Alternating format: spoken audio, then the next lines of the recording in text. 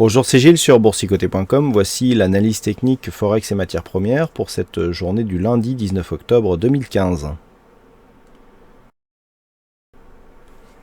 Et donc sur la paire de devises euro-dollar, finalement, après cette petite alerte ici de cassure de cette zone d'un 1,1465, eh bien les cours redescendent. Donc on pensait ici que la dynamique allait s'accélérer à la hausse, pas du tout. On a eu ici une petite amplitude de cassure et donc on redescend ici vers la zone de support. Donc ça nous donne un petit peu ça pour la tendance globale. Voilà, on continue ici à évoluer au-dessus de cette zone de support qui n'est pas très dynamique.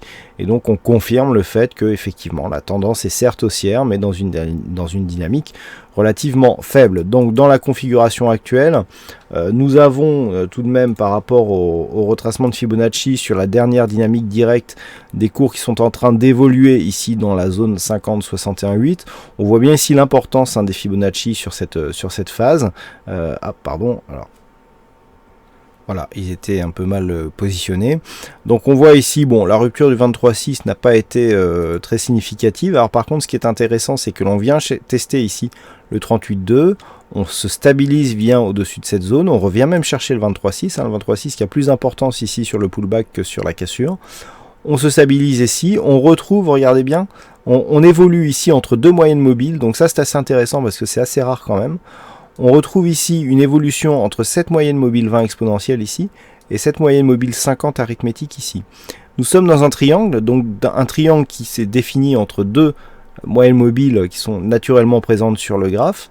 On est dans le triangle ici, on rentre dans ce triangle par le haut, et donc le triangle symétrique ici étant un signal de continuité, eh bien on sort par le bas, ce qui est tout à fait logique. L'amplitude ici que nous avons est quasiment atteinte dès la sortie ici de la zone de triangle, et donc on valide la poursuite donc de cette configuration. Donc actuellement, comme je vous l'indiquais, les cours évoluent dans la zone 50-61-8. On sent bien ici la phase de stabilisation. Tant que les cours ne passent pas ici sous cette zone des 1,1296, on peut remonter ici dans une continuité dynamique toujours relativement faible. Par contre, sur une rupture ici, on risque donc soit continuer et donc confirmer ce support vert, et donc on reviendra ici au contact, ou alors deuxième scénario possible, retracement total ici sur la zone des 1,1172, et dans ce cas-là il y aurait rupture de cette zone de support vert, et dans ce cas-là rupture de la dynamique haussière qui est symbolisée donc par ce support. Donc là l'enjeu c'est de surveiller ici cette zone de retracement à 61,8%, donc 1,1296. Tant qu'on n'est pas cassé ici sur cette zone, eh bien on a toujours une probabilité assez intéressante de repartir à la hausse pour casser ce point haut significatif à 1,1495. Par contre, sur rupture de cette zone des 1,1296, on a la zone des 1,1279 qui se situe entre les deux.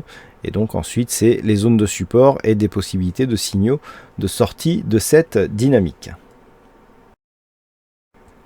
Sur le dollar yen, après ici cette longue phase de stabilisation, les cours ont cassé donc cette zone des 119,23, 118,57 aussi a été cassé à la baisse. On est venu marquer un point bas ici sur la zone des 118,19 et les cours sont remontés. Alors d'un point de vue global, on a quand même un petit signal baissier, je dis bien petit, qui est en train de se développer. Nous avions ici une zone de support. Alors on va revenir maintenant parce que d'un point de vue global, la rupture ici, elle est relativement faible. On a l'impression qu'on a une grosse rupture ici parce que on avait très peu de volatilité précédemment. Mais ici, on se rend compte que la rupture, elle est réellement faible.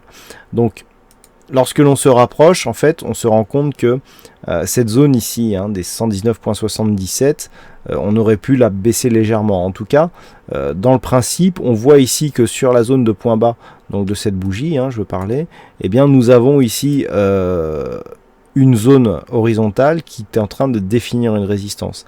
Les cours ont bien cassé ici la moyenne mobile 20 exponentielle, et encore une fois on retrouve ici cette moyenne mobile 50 qui agit comme une zone de support.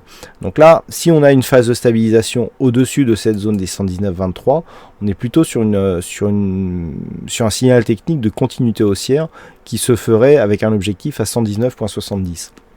Auquel cas, on commencerait ici à parler de fausse sortie pour cette dynamique. Par contre, si cette zone ici reste zone de résistance et que les cours repartent à la baisse, et bien là on pourra dire que cette zone ici était un signal, je dirais presque précurseur de la sortie baissière, donc de cette phase de range. Alors du point de vue des retracements de Fibonacci, ce que l'on peut constater, c'est que ici sur cette dynamique de baisse, on est en train de tester cette zone de retracement à 61,8%. Donc on le voit, hein, lorsque le chartisme rejoint ici les indicateurs, ce sont des signaux qui sont renforcés, hein. On a de plus en plus d'investisseurs qui regardent donc les mêmes zones, et donc sur validation ou invalidation de cette zone, eh bien, il y a plus d'investisseurs du coup qui sont dans le même sens, d'où l'importance d'avoir une vue sur plusieurs indicateurs. Donc ici, la zone à surveiller, eh bien c'était cette zone ici d'overlap, 119.48 pour le retracement de Fibonacci, la zone d'overlap étant à 119.62. Si les cours repartent ici à la baisse, eh bien on aura un signal baissier qui sera confirmé sous 118.06. Par contre, si les cours remontent à la hausse, on reviendra dans le range, ici sur une rupture haussière des 119.77. Et enfin on termine sur l'or, donc avec cette dynamique haussière ici qui s'est bien matérialisée, hein, on voit bien ici la dynamique qui se fait avec des contacts répétés sur cette bande de Bollinger supérieure, des points ici qui reviennent chercher la moyenne mobile 20 exponentielle comme de bons points de contact, hein, on voit ici aussi sur cette phase, on a ici des cours qui viennent se stabiliser là et ensuite qui repartent en direction de la bolle supérieure. Là ici la stabilisation a donné un autre signal, à savoir qu'on est resté dans un premier temps au-dessus de cette zone, et puis hop on est descendu et cette zone ici de moyenne mobile est en train de devenir résistance. Donc ça, c'est un signe précurseur du changement de flux. Si on reste ici sur cette dynamique directe et que l'on trace les retracements de Fibonacci, eh bien nous avons voilà cette configuration qui est assez intéressante, des cours qui sont actuellement en train de tester le retracement des 23,6%. Donc c'est très simple, hein, les Fibonacci maintenant tout le monde connaît. En cas de rupture ici de cette zone des 23,6, l'objectif c'est le retracement des 38,2. Et dans ce cas-là, il serait situé à 1158,5 $ l'once. Nous avons pour l'instant une configuration qui est intéressante dans le sens où on a cassé des niveaux significatifs, hein, je pense notamment au niveau des 1165 $ l'once, hein, qui était une zone ici de point haut et donc qui valide ici la poursuite du mouvement haussier à moyen terme. Par contre, par rapport au mouvement en court terme, je dirais que tant que l'on reste ici au-dessus de ce 38,2, eh bien on valide donc ce point haut significatif, donc ancienne résistance, comme potentiellement nouveau support, en tout cas si on vient jusque cette zone, parce que pour l'instant on teste juste, hein, sur cette phase, on voit bien que l'on teste ici cette zone de point haut, hein, donc par rapport à là, on vient ici se stabiliser donc sur le 23,6, mais qui est aussi ici une zone de point haut. Si on redescend dans l'écart donc pour valider l'objectif des 38,2, eh bien ça sera cette zone de point haut ici qui se situe à 1157 $ l'once qui sera testé, et si on reste au-dessus de cette zone, eh bien on a là aussi un signal de poursuite haussière intéressant, puisque eh bien le signal resterait sur une consolidation peu marquée. Donc tant que l'on est ici sur cette zone et que l'on ne dépasse pas ce 38,2, on est dans une dynamique haussière forte, avec probabilité forte de revenir ici et de casser à la hausse cette zone des 1191,70. Par contre, si les cours s'enfoncent ici sous cette zone, eh bien il commencera à y avoir des signaux d'affaiblissement de la dynamique haussière. Donc pour l'instant, malgré ce petit signal ici de consolidation, eh bien on reste haussier, d'autant plus que les indicateurs ici marquent bien la phase de consolidation et le MACD ici est en train de se retourner. Donc là, la conviction d'avoir un retour ici assez direct sur la zone des 1187 est quand même non négligeable, hein. On est ici sur une configuration qui sent un petit peu le retournement et la poursuite du mouvement haussier. Donc à surveiller ici cette zone et le cas échéant la zone ici des 1157, 1158,5 $ l'once.